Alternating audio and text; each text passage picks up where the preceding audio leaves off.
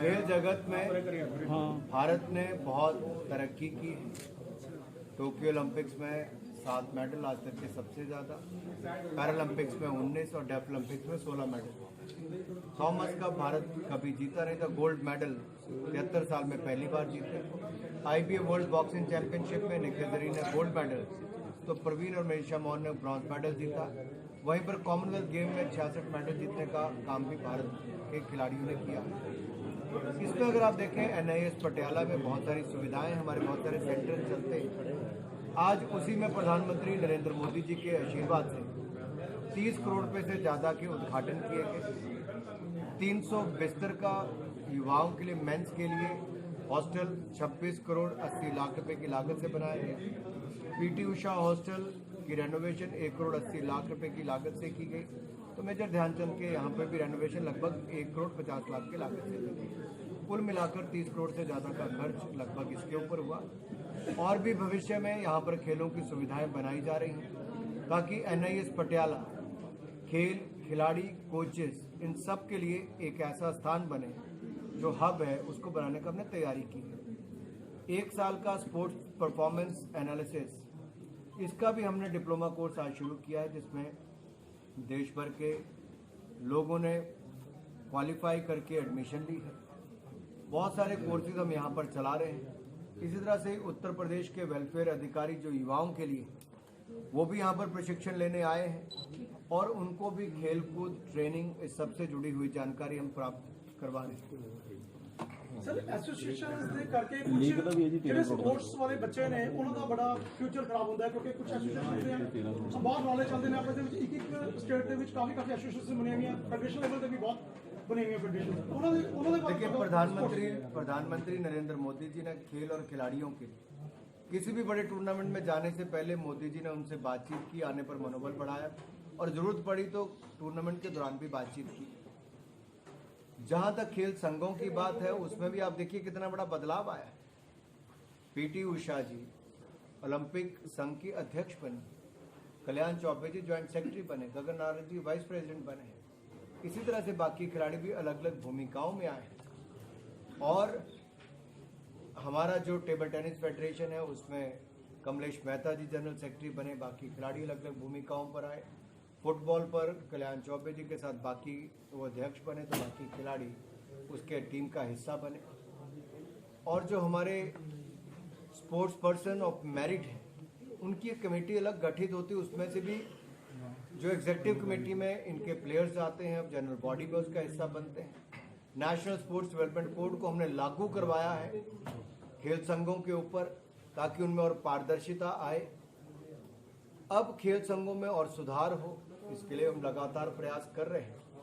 खेल एक राज्य का विषय है और राज्य की सरकारें भी, अलग अलग राज्य की सरकारें उसमें काफी अच्छा काम कर रही हैं। साथ लगता हरियाणा राज्य हो, लगभग 50% मेडल वहां पर जीते जाते हैं। एक समय था हमारे पंजाब में से भी बहुत सारे मेडल आते थे। अगर आप इस साल भी देखेंगे, गुरु नानक देव विश्वविद्यालय ने जो ट्रॉफी है, माका ट्रॉफी, वो जीती है कितनी बार? 24वीं बार लगातार, यानी कि आधी बार तो GNDU ने जीती। तो कैसे पंजाब से और हुनर आगे और ऊपर उभर कर आए जो हमारे खिलाड़ी हैं और अच्छा करें। संसारपुर टेरिस में हमारे हॉकी के खिलाड़ी किस तरह से आगे आते हैं। अब ये जरूरत है कि हर राज्य और दूसरे राज्य के बीच में प्रतिस्पर्धा हो। केंद्र सरकार तो अपनी ओर से पूरी मदद कर रही है। हम 300 करोड़ रुपए के लगभग एनुअल कैलेंडर फॉर ट्रेनिंग, इसके अंतर्गत खेल संघों को देते हैं। इसके अलावा 2700 करोड़ रुपए के हम स्पोर्ट्स स्टेडियम इंफ्रास्ट्रक्चर बना रहे हैं देश भर में।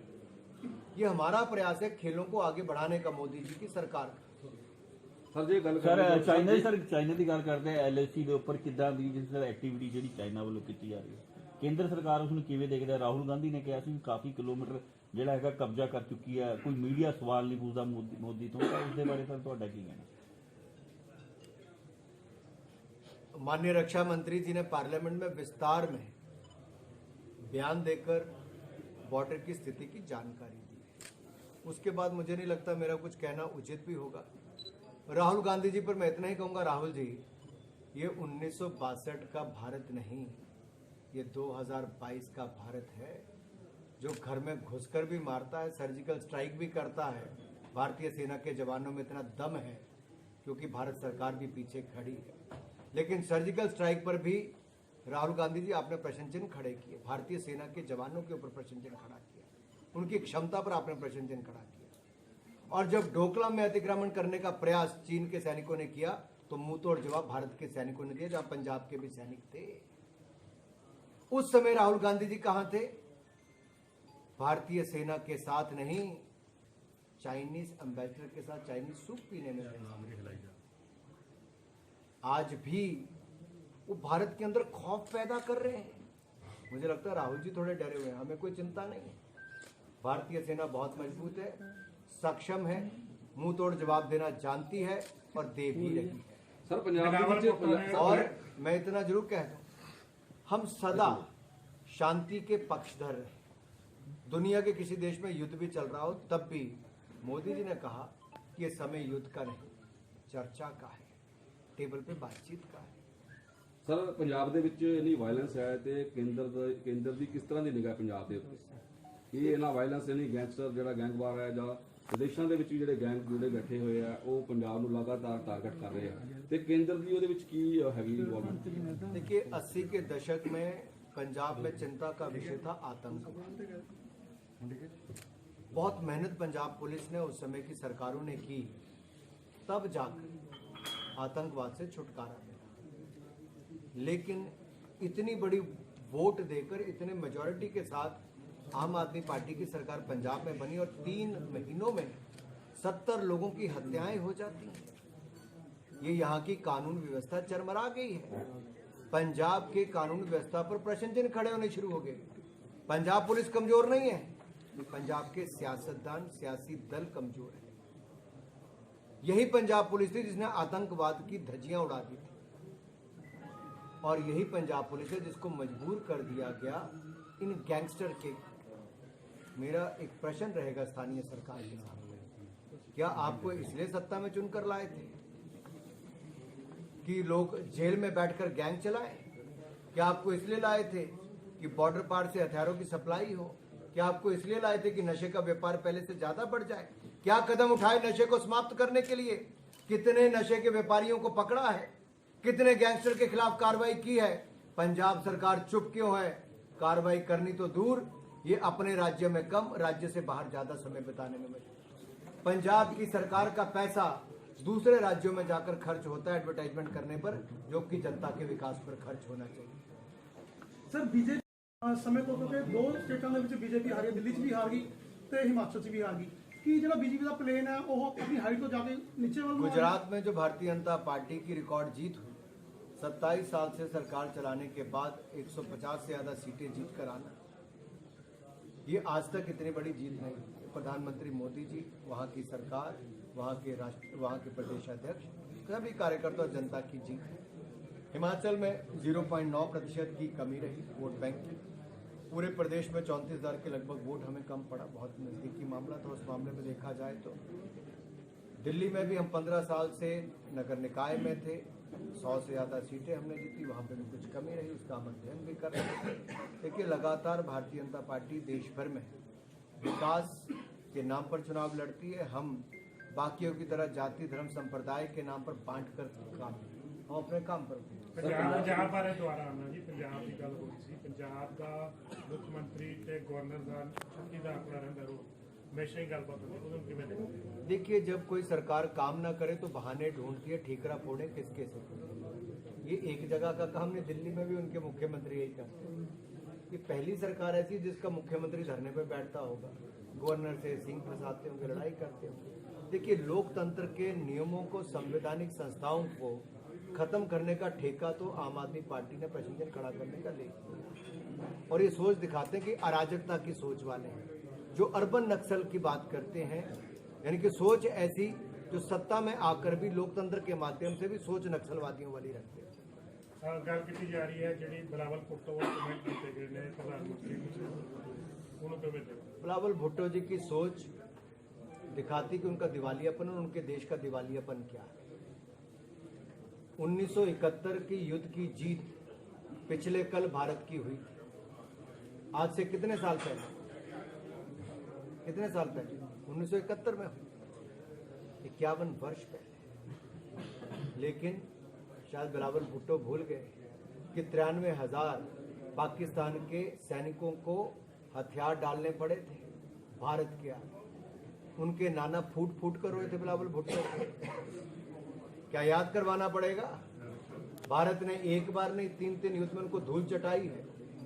और लेकिन ये शब्द और एक विदेश मंत्री की ये भाषा ये दिखाता है कि पाकिस्तान की दुर्दशा कितनी हुई, राजनीतिक तौर पर भी, कूटनीतिक तौर पर भी जो स्तर गिरा है वो अपने आप में दिखाता है।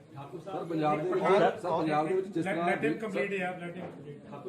ठाकुर साहब ये बताइए, जो अपना महबूबा मुफ्ती और अब्दुल्ला खान ये एंटी नेशनल एलिमेंट्स बोलते हैं, इनको आप कब ग्रिल करोगे? यदि आपने इनको ग्रिल नहीं किया तो ये मतलब कि बहुत ज्यादा खराब करेंगे।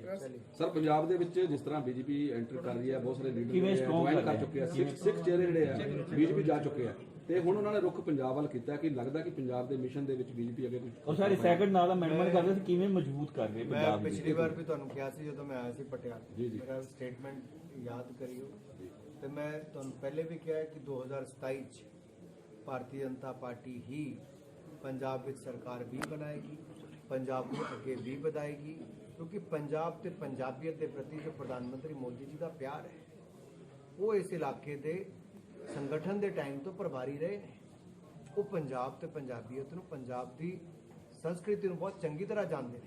ਕਰਤਾਰਪੁਰ ਕੋਰੀਡੋਰ ਨੂੰ ਖੁਲਵਾਉਣ ਦਾ ਕੰਮ ਕੋਈ ਨਹੀਂ ਕਰ ਪਾਇਆ, ਪ੍ਰਧਾਨ ਮੰਤਰੀ ਮੋਦੀ ਜੀ ਨੇ ਕੀਤਾ। 550ਵਾਂ ਗੁਰੂ ਨਾਨਕ ਦੇਵ ਜੀ ਦਾ ਪ੍ਰਕਾਸ਼ ਉਤਸਵ ਪ੍ਰਧਾਨ ਮੰਤਰੀ ਮੋਦੀ ਜੀ ਦੇ ਨੇਤਰਤਵ ਬੜੀ ਜ਼ੋਰ ਸ਼ੋਰ ਨਾਲ ਮਨਾਇਆ ਗਿਆ। 400ਵਾਂ ਗੁਰੂ ਤੇਗ ਬਹਾਦਰ ਜੀ ਦਾ ਪ੍ਰਕਾਸ਼ ਉਤਸਵ ਬੜੇ ਸੱਜ ਧੱਜ ਕੇ ਮਨਾਇਆ ਗਿਆ। ਹੇਮਕੁੰਟ ਸਾਹਿਬ 'ਚ ਰੋਪਵੇ ਪਹੁੰਚਾਉਣ ਦਾ ਕੰਮ ਪ੍ਰਧਾਨ ਮੰਤਰੀ ਮੋਦੀ ਜੀ ਦੇ ਕਾਰਨ ਹੋਇਆ। ਇਹੀ ਨਹੀਂ, ਸਾਹਿਬਜ਼ਾਦਿਆਂ ਦਾ ਸ਼ਹਾਦਤ ਦੇਸ਼ ਨੂੰ ਯਾਦ ਹੀ ਨਹੀਂ ਕਰਾਉਣਾ, ਅੱਜ ਦੀ ਯੁਵਾ ਪੀੜ੍ਹੀ ਨੂੰ ਪ੍ਰੇਰਣਾ ਲੈਣ ਲਈ ਸ਼ਹੀਦ ਦਿਵਸ ਮਨਾਉਣ ਦਾ ਕੰਮ ਕਿੰਨੇ ਕੀਤਾ ਹੈ? ਵੀਰ ਬਾਲ ਦਿਵਸ ਕਿੰਨੇ ਕੀਤਾ? ਪ੍ਰਧਾਨ ਮੰਤਰੀ ਮੋਦੀ ਜੀ ਨੇ ਕੀਤਾ ਹੈ। ਜੇ ਕੋਈ ਕਿਸੇ ਦੀ ਸਮਾਜ ਨੂੰ, ਸੰਸਕ੍ਰਿਤੀ ਨੂੰ ਜਾਣਦਾ ਹੋਏਗਾ ਤਾਂ ਹੀ ਕਰ ਸਕਦਾ ਹੈ। ਪੰਜਾਬ ਭਾਰਤੀ ਜਨਤਾ ਪਾਰਟੀ ਬੜੀ ਗੰਭੀਰਤਾ ਨਾਲ ਲੈਂਦੀ ਹੈ, ਸੰਗਠਨ ਲਈ ਵੀ ਤੇ ਪੰਜਾਬ ਦੇ ਵਿਕਾਸ ਲਈ ਵੀ। 40,000 ਕਰੋੜ ਤੋਂ ਜ਼ਿਆਦਾ ਦੇ ਪ੍ਰੋਜੈਕਟ ਮੋਦੀ ਸਰਕਾਰ ਨੇ ਦਿੱਤੇ ਨੇ, ਪਰ ਜੇ ਸਥਾਨੀय ਲੋਕੀ ਚੁਣੀ ਹੋਈ ਸਰਕਾਰ ਸਿੰਘ ਫਸਾਨ ਤੱਕ ਹੀ ਲੱਗੇ ਰਹਿਣਗੇ ਤਾਂ ਫਿਰ ਕੁਝ ਹੋ। किसानों के मुद्दे हजे भी पेंडिंग पे हैं। चलिए जी, धन्यवाद। लाइट भी लाया।